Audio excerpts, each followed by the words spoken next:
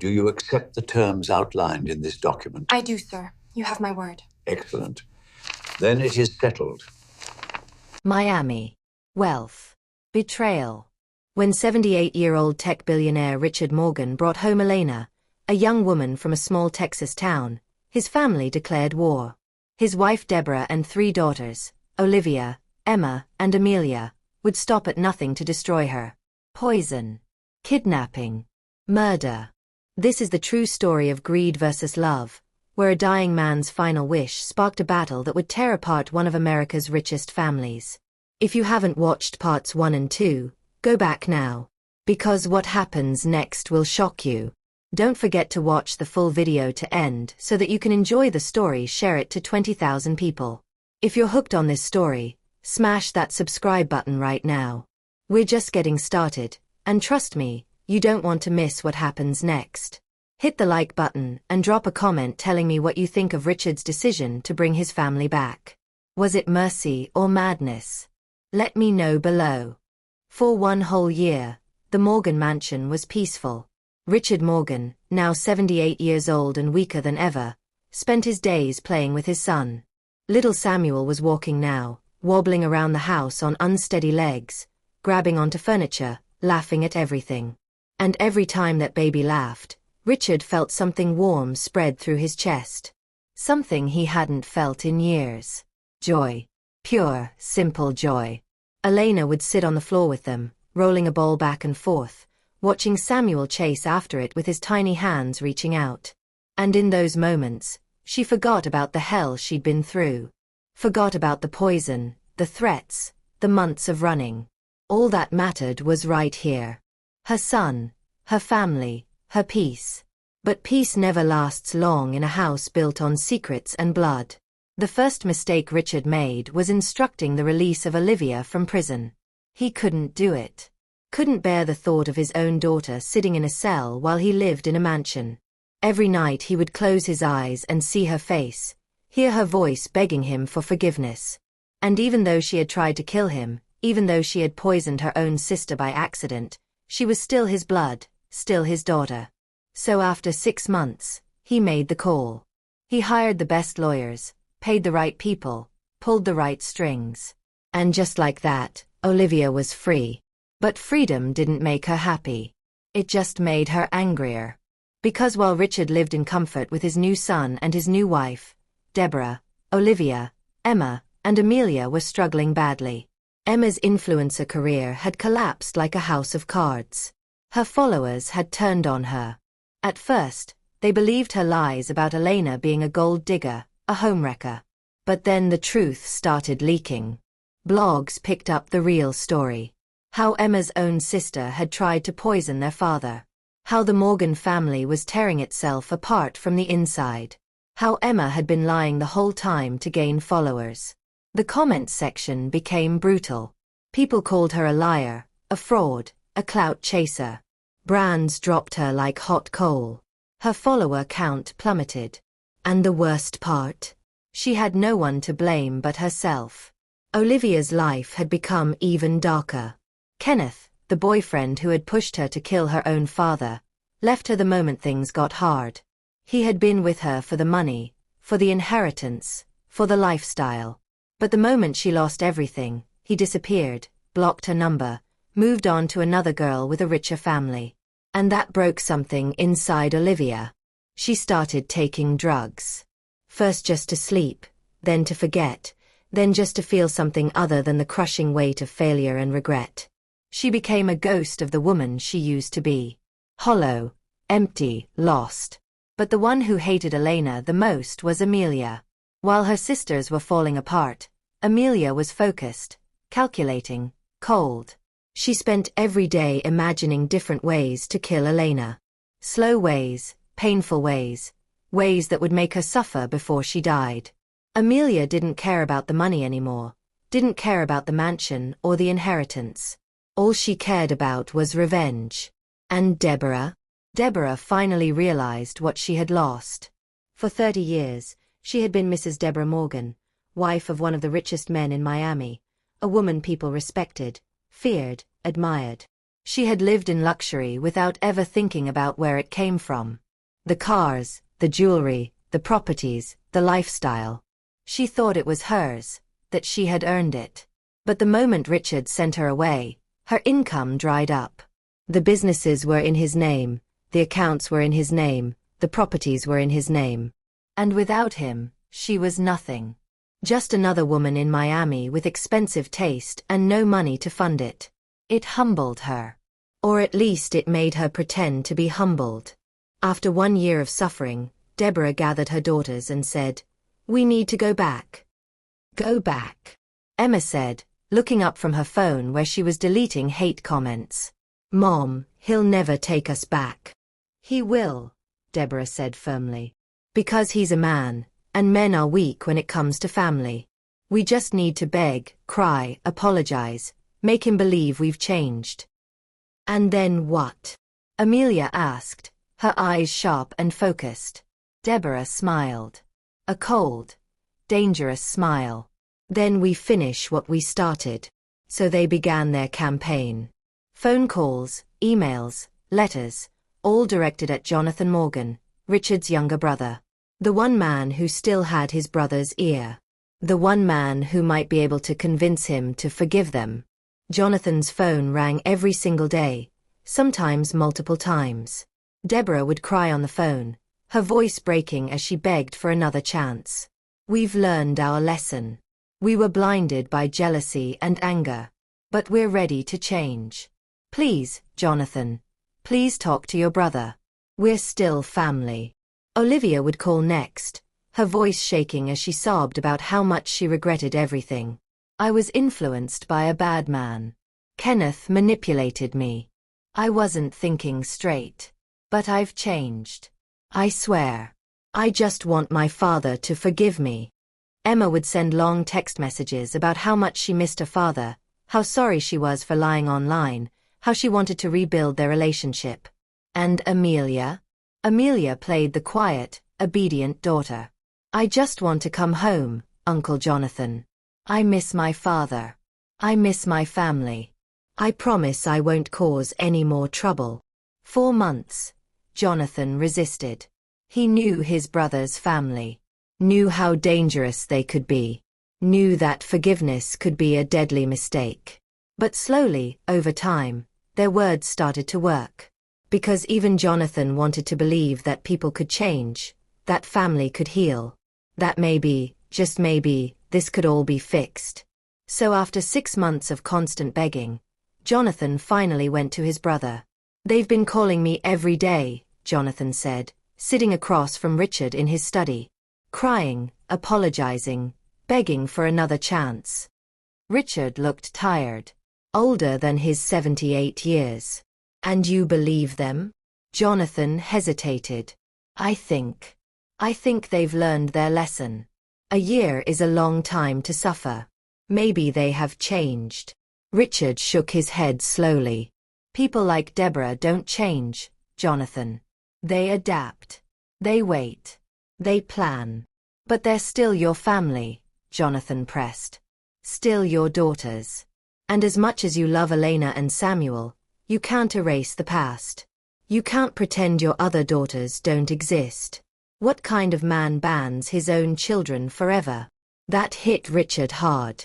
Because it was true. No matter what they had done, they were still his blood, still his daughters. And the guilt of keeping them away was eating at him every single day. So he did something he shouldn't have done. He asked Elena. "They want to come back," Richard said to her one evening as they sat in the living room. Samuel was already asleep upstairs. "My wife, my daughters. Jonathan thinks they've changed." Elena felt her stomach drop. "Do you think they've changed?" Richard was quiet for a long time. Then he said, "I don't know. But Jonathan is right. They're still my family, and I can't keep them away forever." Elena wanted to scream, wanted to remind him that these were the same people who tried to kill him, who hunted her across the world, who would have murdered her son if they had the chance. But she also knew Richard was tired. Tired of fighting, tired of the guilt, tired of being the villain in his own family's story. So she made a decision. A painful one. If they come back, Elena said slowly, Samuel has to leave. Richard looked at her, shocked. What? I won't let my son stay in the same house as those women, Elena said, her voice firm. If you bring them back, Samuel goes to stay with my mother in Houston, somewhere safe, somewhere far from here. Richard wanted to argue, but he couldn't, because deep down, he knew she was right. Okay, he said quietly. Okay. But Elena wasn't done. And one more thing. If I'm going to stay in this house with them, if I'm going to face them every single day, then I need to be your wife. Not your maid, not your baby mama. Your wife. Officially. Richard stared at Elena for a moment. Then slowly, a smile spread across his face. Is that a proposal? Elena smiled back, tears filling her eyes. Maybe. 2 weeks later, they had a quiet, private wedding. No big ceremony, no guests, just Richard, Elena, Jonathan, and a pastor. They signed the papers, exchanged simple rings, and just like that, Elena became Mrs. Elena Morgan. And then, with a heavy heart, Elena packed Samuel's clothes and sent him to Houston to live with her mother. She kissed his forehead, held him close and whispered, "This is just for a while, my baby. Just until it's safe. Mama will come get you soon." Samuel didn't understand. He just smiled and reached for her face with his tiny hands. When the car drove away with her son inside, Elena stood there and cried. But she wiped her tears quickly because there was no time to be weak. Not now. Not when the wolves were about to come back into the house. A few days later, Richard made the call. "You can come home," he said to Deborah. "But if any of you causes trouble, if any of you touches Elena or disrespects her, you'll be out again. And this time it will be permanent." Deborah agreed immediately. Too quickly. Like she'd been waiting for this moment all year. When Deborah, Olivia, Emma, and Amelia arrived at the mansion, they walked through the gates like they'd never left. But the moment Deborah saw Elena standing next to Richard, wearing a wedding ring, her jaw tightened. So he married her. Made it official. Made this nobody from Texas into Mrs. Morgan. But Deborah didn't say a word. She just smiled. A fake, empty smile. "Congratulations," she said through clenched teeth. Olivia walked up to her father and threw her arms around him, sobbing dramatically.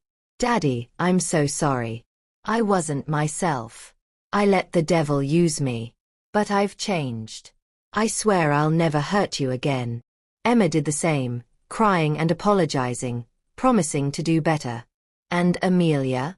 Amelia just stood there quietly, her head bowed, her hands folded. "I just want to be a family again," she said softly. Richard believed them. Or at least he wanted to believe them. Because he loved them. Because they were his daughters. Because he was too tired to keep fighting. But Elena knew better. She looked at their faces, saw the fake smiles, the cold eyes, the careful words. And she knew this wasn't forgiveness. This was strategy. The war wasn't over. It had just entered a new phase.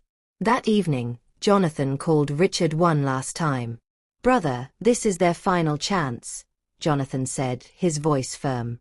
"1 year should be enough time for people to change. But if they do anything at all that looks suspicious or dangerous, you need to send them away permanently. No more second chances. Do you hear me?" Richard nodded, even though Jonathan couldn't see him through the phone. "I hear you. This is the last time." But even as he said the words, he wondered if he'd made a terrible mistake. Inside the mansion, Deborah was struggling. Struggling to breathe in a house that no longer felt like hers. Struggling to talk to a husband who looked at her like she was a stranger. Struggling to accept that Elena, that girl from Texas, had completely replaced her. Every morning, Deborah would wake up and see Elena walking around the house like she owned it. Wearing expensive clothes that Deborah used to wear, sitting in the seat at the dining table that used to be hers, sleeping in the bedroom that used to be hers, with the man that used to be hers. And it burned. It burned so badly that some nights Deborah couldn't sleep. She would just lie in her guest room, staring at the ceiling, imagining all the ways she could destroy Elena. But the thing that confused her most was Samuel. Where was the boy? She'd expected to see Richard's precious son running around the house, but there was no sign of him. No toys, no baby clothes, no sounds of a child crying or laughing. "Where is your son?" Deborah asked Elena one morning, trying to sound casual. Elena looked up from her tea and smiled. A calm, knowing smile. "Somewhere safe. Somewhere you'll never find him." Deborah's jaw tightened, but she said nothing. She just walked away, her mind already working. As soon as Richard started giving her money again, small monthly allowances to keep her comfortable, Deborah started using it for something else. Something darker. This time, she didn't tell Amelia. Didn't tell anyone. She worked alone, quietly, carefully. She hired men. Different men from the ones she used before. Men who knew how to stay invisible, how to track people without being noticed. And she gave them one job: find Elena's mother. Find Samuel Morgan. Find them in Houston. Meanwhile, Olivia was falling apart. She was always on something now. Pills, alcohol, cocaine, whatever she could get her hands on. Anything to numb the pain of knowing she'd lost everything. And her father was still alive, still thriving, still playing happy family with Elena. She would stumble around the house with glassy eyes and slow movements, barely speaking to anyone, barely eating, barely living. One afternoon, Richard rolled his wheelchair into her room and found her lying on the bed, staring at the ceiling, an empty pill bottle on the nightstand. "Olivia," he said softly. "What happened to you? You were never like this." Olivia turned her head slowly and looked at him. Her eyes were empty. Hollow. "Thanks for bringing us back, Daddy. Really. But just leave me alone. Please." Richard felt something crack inside his chest. This was his daughter, his first daughter, and he didn't even recognize her anymore. He rolled his wheelchair out of the room and went straight to Elena. "Olivia isn't okay. She needs help. Maybe you can talk to her. Woman to woman." Elena looked at him for a long moment. Then she nodded. "I'll try." But before she could, something else happened. Emma started running her mouth again. She'd been quiet for a while, trying to lay low after the public humiliation. But the moment she moved back into the mansion, the moment she felt money in her hands again, her ego came back.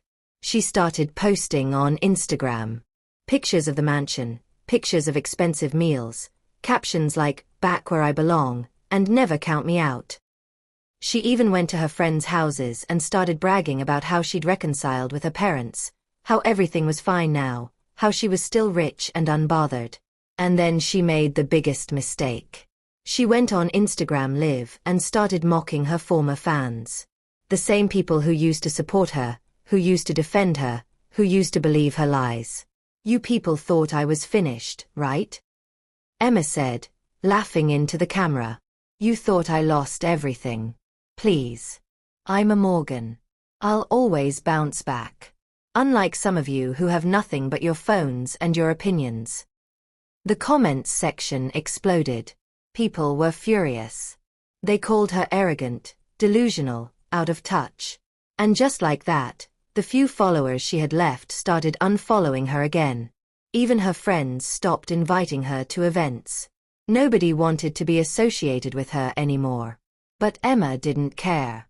She was back in the mansion. She had money again. That was all that mattered. Amelia, on the other hand, was confused. Her mother was acting strange, distant, secretive. Before, Deborah used to tell Amelia everything. They used to plan together, scheme together, move together. But now, Deborah barely talked to her.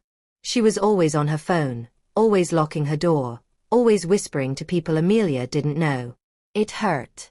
Amelia started spending more time alone in her room, wondering what she'd done wrong, wondering why her mother was pushing her away. But one night, everything became clear. Deborah was walking toward Richard's room. She'd been drinking. Not much, just enough to give her courage. She wanted to try one more time. Maybe, just maybe, if she went to him, reminded him of the 30 years they'd spent together, reminded him of the daughters they'd raised, maybe he would soften. Maybe he would let her back in. But as she got closer to the door, she heard something that stopped her in her tracks. Laughter. Richard was laughing. Really laughing. The kind of deep, genuine laughter she hadn't heard from him in years. And then she heard another voice. Elena's voice. Soft and warm and playful. They were talking, joking, enjoying each other like a real couple. Like Deborah had never existed. Deborah's hand touched the door and she stood there, frozen. Tears started rolling down her face. Not sad tears. Angry tears. Bitter, burning tears that tasted like poison. And from down the hallway, Amelia saw her. Saw her mother standing at that door, crying, broken, defeated. And in that moment, Amelia understood. Her mother wasn't distant because she was angry. She was distant because she was hurting. Because Elena had taken everything from her. Her husband, her home, her place in the world. That night, Amelia went to her mother's room and found her sitting on the bed, staring at nothing. "Mom," Amelia said quietly. "I'm ready. Whatever you need me to do, I'm ready." Deborah looked up at her daughter, and for the first time in a long time, she smiled. A real smile. Because she wasn't alone anymore. "Good," Deborah said, wiping her tears. "Because I have a plan." The next morning, Deborah increased the payment for her hired men. She told them to work faster, to find Elena's mother and Samuel no matter what it took. And 3 days later, they called her with good news. "We found them," one of the men said over the phone. "River Oaks area, Houston." The woman drives a black SUV, takes the boy to school every morning. Same route, same time. Deborah's eyes lit up. "Perfect. I want you to follow them, learn their routine.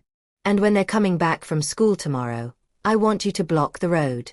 Take the boy. Take the woman. Bring them to me." "What if the guards resist?" the man asked. "Then deal with them," Deborah said coldly. "I don't care how you do it. Just get me that child." The next day, Elena's mother drove Samuel to school like she did every morning. He was 2 years old now, talking more, laughing more, growing so fast. She held his hand as they walked into the school gate, kissed his forehead, and watched him run toward his classroom. "See you later, baby," she called after him. And a few hours later, she came back to pick him up. Samuel ran to her with a drawing he'd made, a messy scribble of colors that he said was a family. Elena's mother smiled, held his hand, and walked back to the SUV where the guards were waiting. They drove through the streets of Houston, taking the usual route home. The sun was shining. The radio was playing. Everything felt normal. But then, as they turned onto a quieter street, a car suddenly pulled out in front of them. The driver slammed on the brakes, and the SUV screeched to a stop. Before anyone could react, 4 men jumped out of the car. They were wearing masks, holding weapons, moving fast. The guards tried to fight back, but they were outnumbered. One guard was hit in the head with a metal rod and collapsed. The other was dragged out of the car and thrown to the ground. Elena's mother screamed, pulling Samuel close to her chest, trying to shield him. But one of the men yanked the car door open and grabbed her by the arm. "Please," she begged, tears streaming down her face. "Please don't hurt him. He's just a baby." But they didn't listen. They pulled her out of the car, snatched Samuel from her arms, and shoved them both into the back of their vehicle. Samuel was crying, screaming for his grandmother. Elena's mother was screaming too, fighting against the hands that held her, trying to reach her grandson. And then the car door slammed shut. The engine roared. And they were gone. Back at the mansion in Miami, Elena was folding laundry when her phone rang. It was an unknown number. She almost didn't answer, but something told her to pick up. "Hello, Elena." It was one of the guards. His voice was shaking. "Panicked. They took them. They took your mother and Samuel. We tried to stop them, but there were too many. I'm sorry. I'm so sorry. The phone slipped from Elena's hand and hit the floor. Everything went silent. The world stopped spinning. And all Elena could hear was the sound of her own heart breaking. Deborah didn't waste a single second. The moment her men confirmed they had Elena's mother and Samuel, she grabbed a new phone, a burner, one that couldn't be traced back to her. She dialed the number of one of the kidnappers and gave him clear, precise instructions. Use a fresh number. Call Elena. Tell her to come alone to the warehouse in Houston. Tell her if she tells anyone, if she brings police, if she tries anything smart, we'll kill the boy first. Let her hear him crying. Make it real. The man on the other end understood. 20 minutes later, Elena's phone rang again. Hello. Her voice was shaking, desperate. Listen carefully, the voice said, cold and emotionless. We have your mother. We have your son. If you want to see them alive again, you'll come to Houston. Alone. I'll send you the address. If you tell anyone, if you bring police, the boy dies first. Do you understand? Please, Elena begged, her voice breaking. Please don't hurt him. He's just a baby. I'll do anything. Just don't hurt my son. In the background, she heard it. Samuel's voice. Crying. Screaming. Mama. Mama. Elena's knees buckled. She grabbed the edge of the table to stop herself from collapsing. I'm coming, she said. I'm coming right now. Just please don't hurt him. The line went dead. Elena stood there for a moment, her mind racing. She should tell Richard. She should call the police. She should do something smart. But all she could hear was Samuel's voice. All she could see was his face. And the fear that gripped her throat made it impossible to think straight. She grabbed her bag, ran to the garage, and told the driver, "Take me to the airport. Now. We're going to Houston." "Ma'am, should I inform Mr. Morgan?" the driver asked. "No," Elena said quickly. Too quickly. "Just drive." The driver hesitated but obeyed. Within hours, Elena was on a plane to Houston. And when she landed, a car was waiting for her with the address already programmed into the GPS. She got in without thinking, without questioning, without realizing she was walking straight into a trap. The car took her to a quiet, empty warehouse on the outskirts of Houston. The moment she stepped out, 3 men grabbed her. She tried to scream, tried to fight, but a cloth was pressed over her mouth and everything went black. When she woke up, she was tied to a chair in a dark room. Her mother was across from her, also tied up, her face bruised and swollen. And in the corner, Samuel was sitting on the floor, crying softly, his tiny hands reaching out for her. "Mama," he whimpered. "Mama." Elena's heart shattered into a million pieces. Back in Miami, Deborah and Amelia were celebrating. They sat in Deborah's room with a bottle of wine, glasses clinking, laughter echoing off the walls. For the first time in over a year, Deborah felt victorious. She'd won. Elena was trapped. Samuel was trapped. And Richard. He had no idea. To finally getting rid of that woman, Deborah said, raising her glass. Amelia smiled. A dark, twisted smile. To finishing what we started. They drank late into the night, too drunk on revenge to notice the storm that was about to come. Meanwhile, Richard was starting to worry. He hadn't seen Elena all evening. He called for her, sent staff to check her room, but she was gone. Her phone was off. Her belongings were still there, but she was nowhere to be found. And then he realized something else. Samuel. He hadn't heard any updates about his son either. No calls from Elena's mother, no pictures, no messages. Nothing. Panic started creeping into his chest like cold water. "Find her," he told the staff. "Find Elena now." But no one knew where she was. The driver finally admitted that he'd taken her to the airport hours ago, that she'd gone to Houston. But why? And why alone? Richard felt his blood run cold. Something was wrong. Very, very wrong. He immediately called Jonathan. They took her. They took Elena and my son. I know it. I know Deborah did this. Jonathan's voice cracked with guilt and anger. This is my fault. I convinced you to take them back. I thought they'd changed. I thought, God, I was so wrong. I need your help, Jonathan. Please. I can't lose them. I can't lose my son. I know, Jonathan said, his voice shaking. This is on me. But we'll fix this. Stay where you are. Don't do anything stupid. I'm coming over right now. We'll figure this out. But Richard couldn't stay calm. He rolled his wheelchair as fast as he could to Deborah's room and banged on the door. Open this door, he shouted. Open it now. Deborah opened the door slowly, her face blank, her eyes cold. Amelia stood behind her, arms crossed, smirking. Where is Elena? Richard demanded, his voice shaking with rage. Where is my son? Deborah tilted her head, pretending to be confused. What are you talking about? Don't play games with me, Deborah. I know you did something.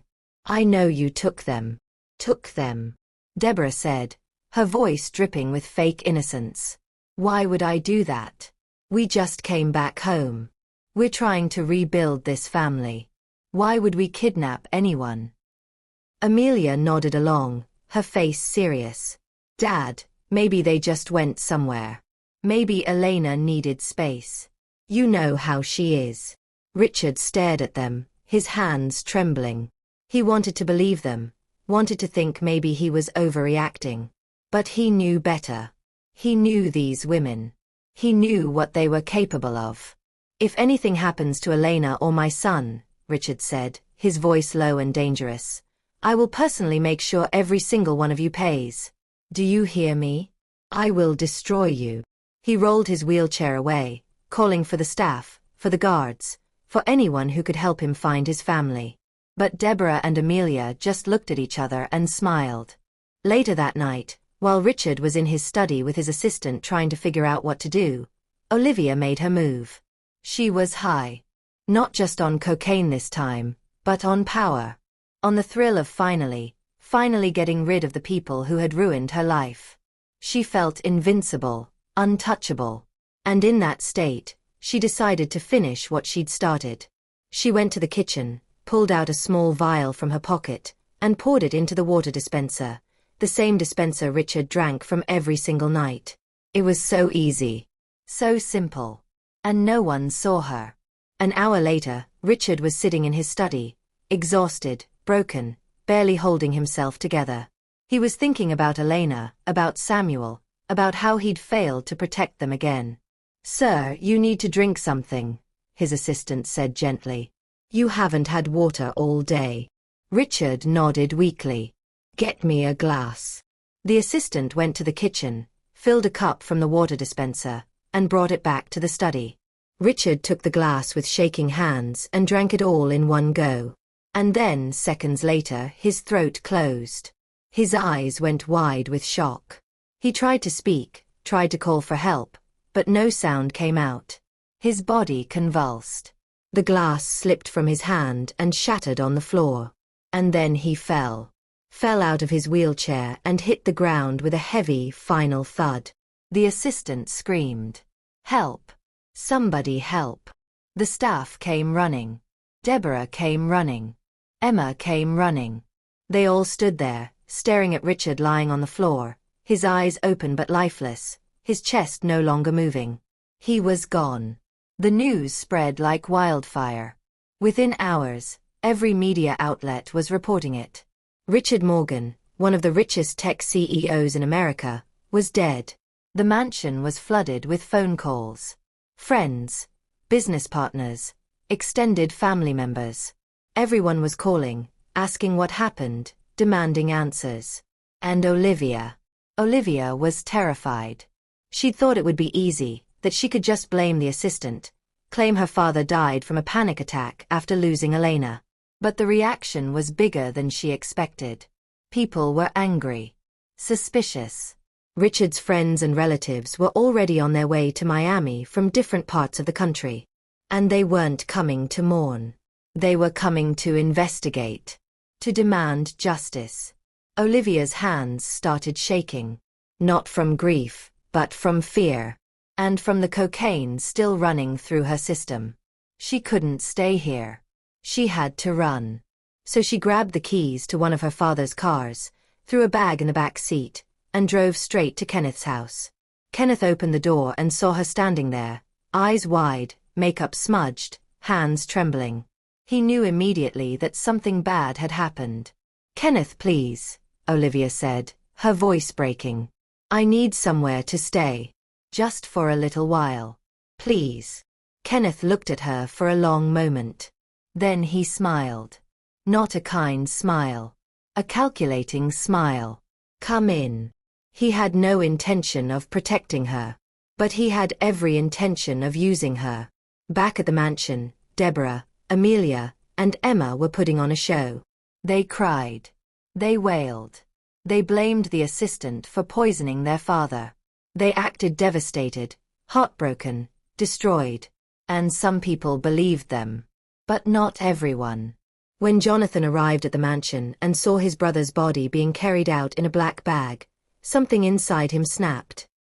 He looked at Deborah with eyes full of rage and said, "You did this. I don't know how, but I know you did this." Deborah wiped her fake tears and said, "How dare you accuse me? I just lost my husband." "You lost him the moment you decided to destroy him," Jonathan said coldly. "And I swear, I will make sure you pay for this."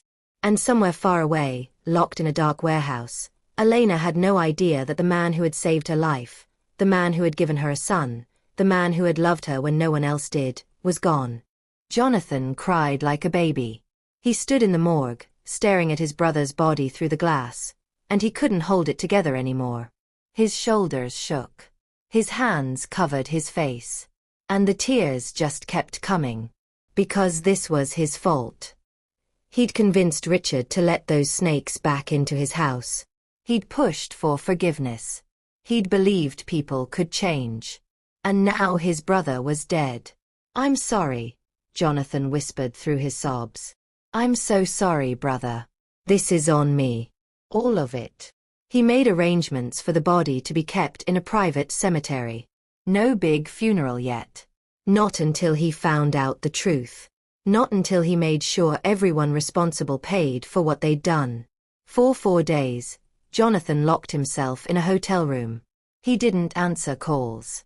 Didn't see anyone. He just sat there alone, weeping, blaming himself, replaying every conversation, every decision, every moment that led to this. But on the 5th day, something inside him changed. The grief turned into something else. Something colder. Harder. More dangerous. He was done crying. Now it was time for justice. Meanwhile, Emma went live on Instagram again. She sat in front of the camera with red, swollen eyes, her voice shaking as she spoke. "I lost my father. The greatest man I've ever known. And it was his assistant who killed him. That evil man poisoned him. The police have arrested him, and they're planning to execute him. Justice will be served." The comment section exploded, but not in the way Emma expected. "You're shameless. Your own sister tried to poison your father before. Why are you blaming the assistant? If I was Richard Morgan, I would never have let you back in my life. You're a liar and a fraud. Nobody believes you anymore." Emma read the comments, her jaw tightening, her hands shaking with anger. But she didn't stop. She kept the fake tears coming, kept playing the victim, kept pretending like she was innocent. Meanwhile, Kenneth was getting tired of Olivia. At first, he thought maybe he could use her. Maybe she still had access to money, connections, something valuable. But the moment he heard that Richard was dead, his eyes lit up with a new plan. "Olivia, listen to me," Kenneth said, sitting next to her on the couch.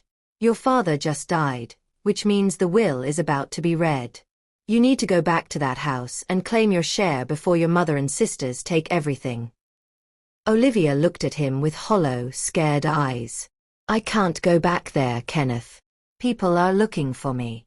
They know I tried to kill him before. If I show up now, they'll arrest me. Then you're going to lose everything, Kenneth said, his voice sharp. Is that what you want? To sit here broke and useless while your family gets rich? I just need one more week, Olivia begged. Please, just let me stay here for one more week. Then I'll figure it out. Kenneth sighed, annoyed, but nodded. He'd give her one more week. And if she didn't leave by then, he'd throw her out himself. Back at the mansion, Deborah and Amelia were having a different conversation. We should just kill her, Amelia said, pacing back and forth in Deborah's room. Elena is useless now. The old man is dead. There's no reason to keep her alive. Deborah shook her head slowly, a twisted smile spreading across her face. No. I want to tell her first. I want to see her face when she finds out that the man who loved her, who protected her, who gave her everything, is gone. I want to watch her break. Amelia stared at her mother, a chill running down her spine. Sometimes she forgot how cruel Deborah could be.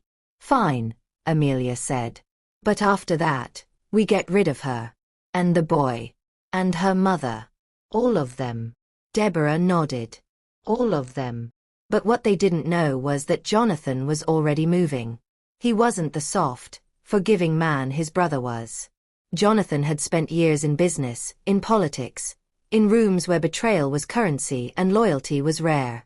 He knew how to play dirty. And he was about to show Deborah and her daughters what real power looked like. The next morning, Jonathan sent a text message to Amelia. Simple. Direct. I need to show you what your father drafted in the will for you and your sisters. Meet me at the mansion tomorrow morning. Come alone. Amelia's eyes lit up when she read the message. The will. Her inheritance. Finally. She didn't tell Deborah. Didn't tell Emma. She wanted to know her number first. Wanted to know exactly how much she was worth.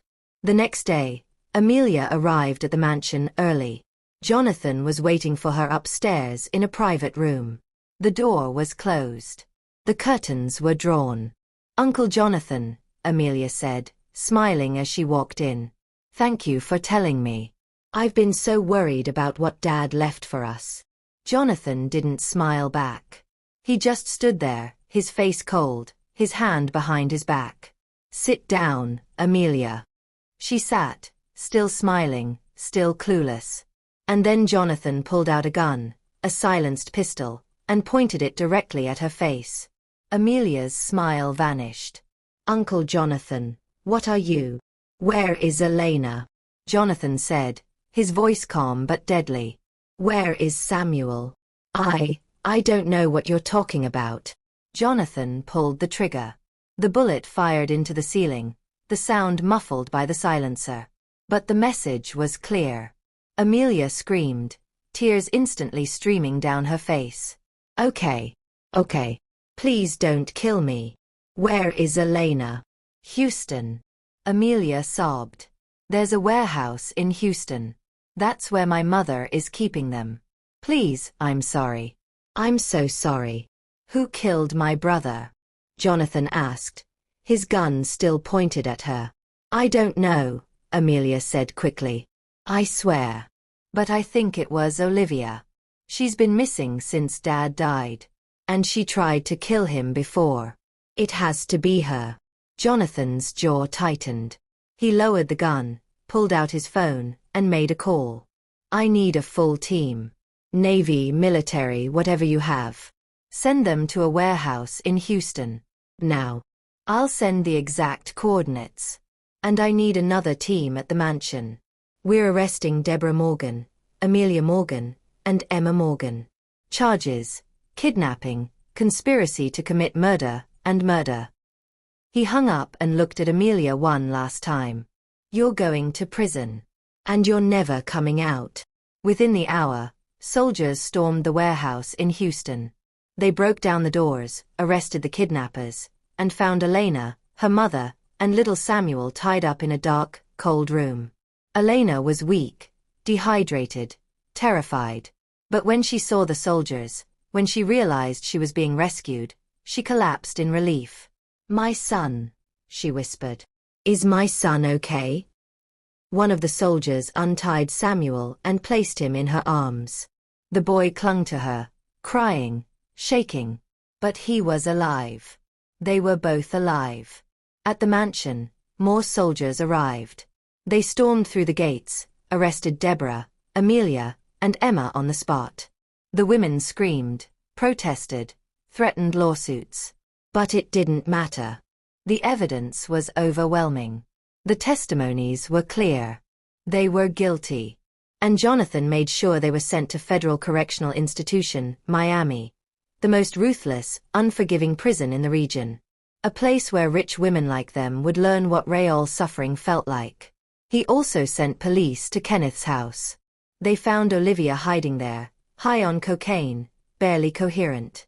And when they searched Kenneth's laptop, they found evidence of internet fraud, stolen identities, scam operations. Kenneth wasn't just a bad boyfriend. He was a criminal. Both of them were arrested. Both of them were locked up. And neither of them would see freedom for a very, very long time. A week later, Jonathan went to the hospital where Elena was recovering. She was sitting up in bed, holding Samuel, her mother, beside her. When she saw Jonathan walk in, she tensed. She didn't know if she could trust him. Didn't know what he wanted. Jonathan stopped at the foot of the bed, his eyes filled with guilt and sorrow. "Elena," he said quietly, "I owe you an apology. This is my fault. I told my brother to take them back. I thought they'd changed. I was wrong. And because of me, you suffered. Because of me, my brother is gone." Elena's eyes filled with tears. "He's gone." Jonathan nodded, his voice breaking. "Richard is dead. Olivia poisoned him. I'm so sorry." Elena broke down. She sobbed so hard her whole body shook. Her mother held her. Samuel clung to her.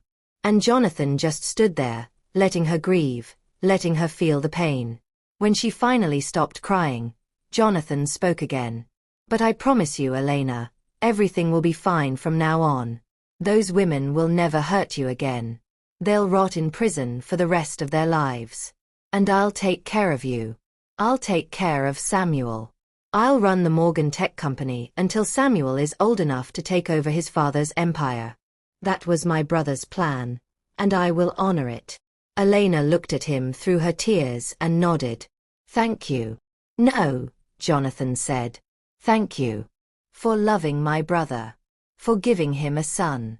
For being the one good thing in his life when everyone else tried to destroy him." Years passed. Samuel grew up strong, smart, loved. Elena healed. Jonathan kept his promise.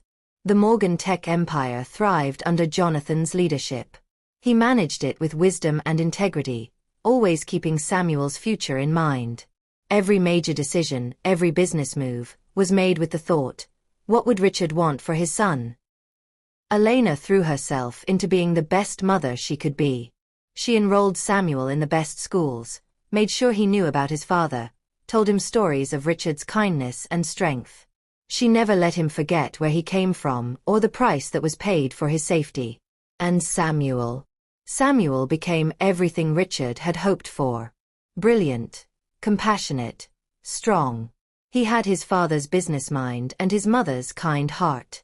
By the time he turned 18, he was already working alongside Jonathan, learning the business, preparing to take his rightful place.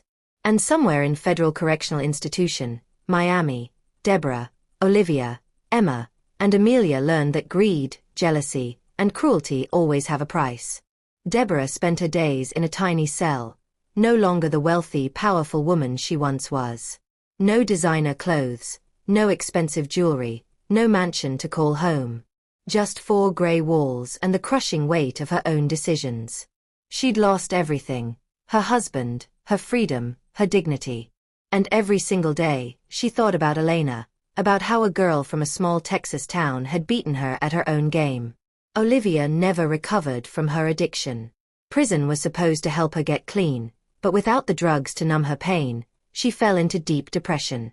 She spent most of her time in the prison infirmary, a shell of the woman she used to be. Kenneth never visited. No one did. Emma's influencer career was completely destroyed. Any followers she had left abandoned her the moment the truth came out. In prison, she tried to maintain her image, tried to act like she was still somebody. But the other inmates saw right through her. She was just another rich girl who thought she could get away with anything. And she couldn't. Amelia, the coldest of them all, spent her time angry. Angry at her mother for getting caught. Angry at Elena for surviving. Angry at Jonathan for being smarter than them. But most of all, angry at herself for believing they could win. The assistant who was initially blamed for Richard's death was released with a formal apology and a substantial settlement. The truth had come out. Justice had been served. Kenneth was sentenced to 20 years for fraud and conspiracy. His smooth-talking, manipulative ways meant nothing behind bars. He became just another inmate, forgotten by the world he'd tried so hard to con. As for Elena, she eventually found peace. It wasn't easy. There were nights when she'd wake up crying, remembering Richard, remembering everything they'd been through. But Samuel was her anchor. Every time she looked at her son, she saw Richard's legacy. And that gave her strength. On Samuel's 21st birthday, Jonathan called him into the office. "It's time," Jonathan said, pulling out a folder. "Your father left specific instructions. When you turned 21, you were to take over the company." Samuel looked at the documents, his father's signature at the bottom, and felt tears prick his eyes. "I wish he was here to see this." "He is," Jonathan said, placing a hand on Samuel's shoulder. "Every decision you make, every life you touch through this company, he'll be there. Your father built an empire not for wealth, but to create opportunities, to help people. Don't ever forget that." Samuel nodded, understanding the weight of the responsibility he was accepting. That evening, Elena, Samuel, Elena's mother, and Jonathan gathered at the cemetery where Richard was buried. They brought flowers, told stories, and thanked him for the sacrifice he'd made to protect his family.